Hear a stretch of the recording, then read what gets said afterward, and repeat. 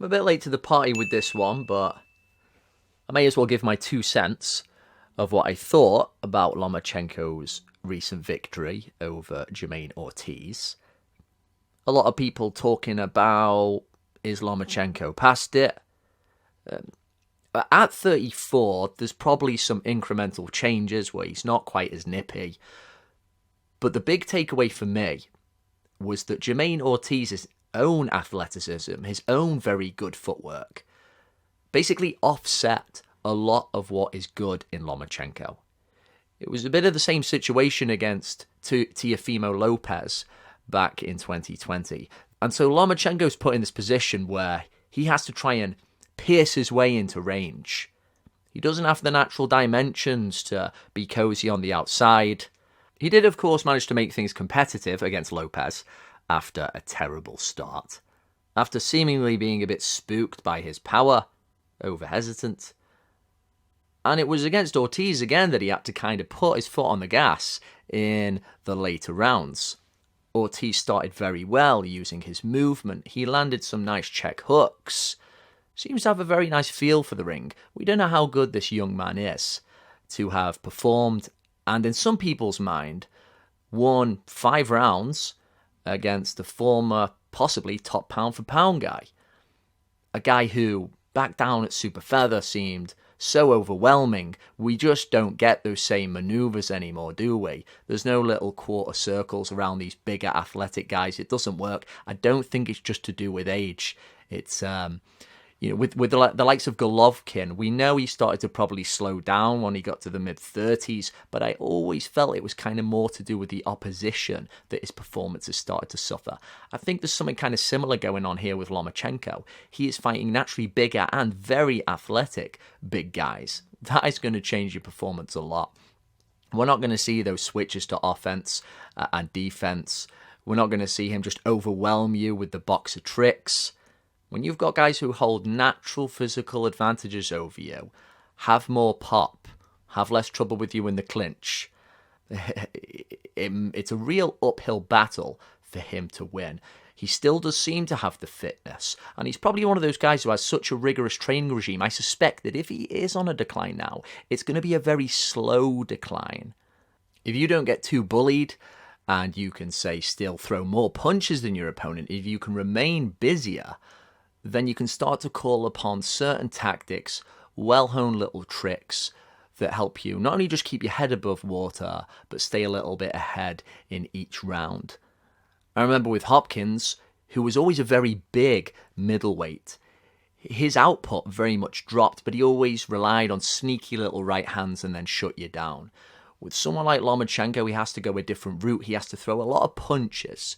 But we saw with that clever little 2-1 combo he kept throwing, the rear hand first from the southpaw stance, then the spearing jab. It kept catching Ortiz unaware. It's one of those very hard to read combinations. There's very little movement from him in the shoulders. He executes it perfectly. Lomachenko just spears you with this. Boom. And it's very hard to get away from. That's one of those crafty little kind of shots he throws, and was key here in helping him sweep some of the later rounds and ultimately win the fight. Just how good or how bad Lomachenko looked that night, it kind of hinges on what Ortiz does in the future. We need to see really how good this guy is when he matures a bit more, if he grabs a belt, what he manages to do. But we all know it just emphasized how small Lomachenko is at 135. Haney comes into the ring later. And what I did like about this, they didn't feel the need to do any cringy, oh, this is personal. We don't need it. It's a good fight. We want to see it. But Lomachenko makes the remark, like, is this heavyweight? Like, look at this guy. Haney's not a massive lightweight, but there's a big size difference again. He's got some pretty big shoulders on him. And what is he? Is he 23? Much younger than Lomachenko. He knows it's going to be a real challenge to get the better of Haney over 12 rounds because it's pretty much guaranteed to go the distance. And with Haney, I'm still not really sure what I make of him. He was very good and dominant in that rematch against Gambosis. Of course, it was a rematch we didn't need. which is becoming an unfortunate trend in boxing. He kept it long, the right hand kept finding its mark. He did try and go for it a little bit in round 10. A stoppage would have definitely been welcome. Did that underline the fact this guy doesn't hit very hard? He still busted up. Gambosa's pretty good, left him looking a bit sorry, and won comfortably. And I think a key thing is that Gambosa is the kind of guy that wants to probably get you emotionally involved, like he did with Tio and then took advantage. Haney's not that guy. Very level-headed, sticks to his work.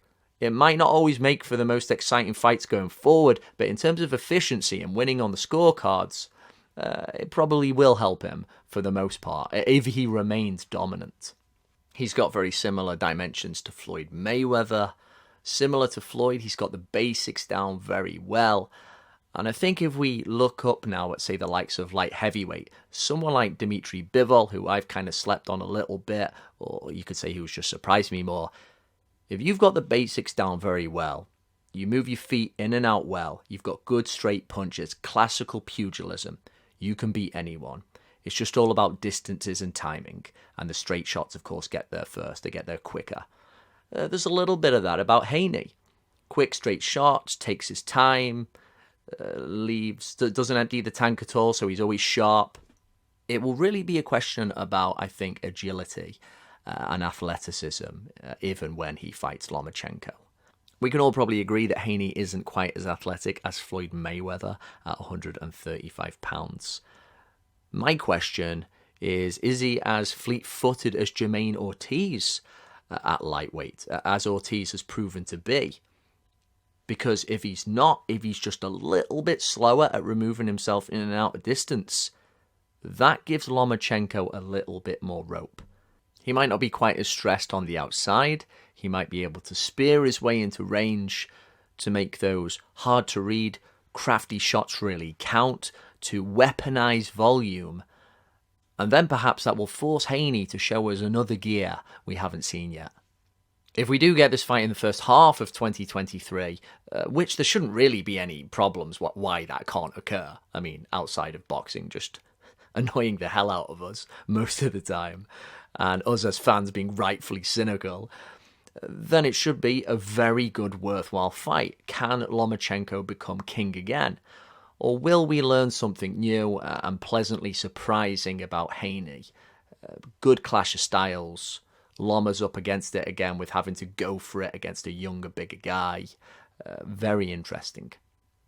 What do you think about it? Is Haney a rightful favourite? Am I not seeing certain things he does well here? Will he somehow make this look easy against the older guy? Is the clock ticking down on Lomachenko now? Have you seen things that are more obvious that perhaps aren't to me, that detail Lomachenko's degradation beyond the fact he's just up at lightweight? Do let me know.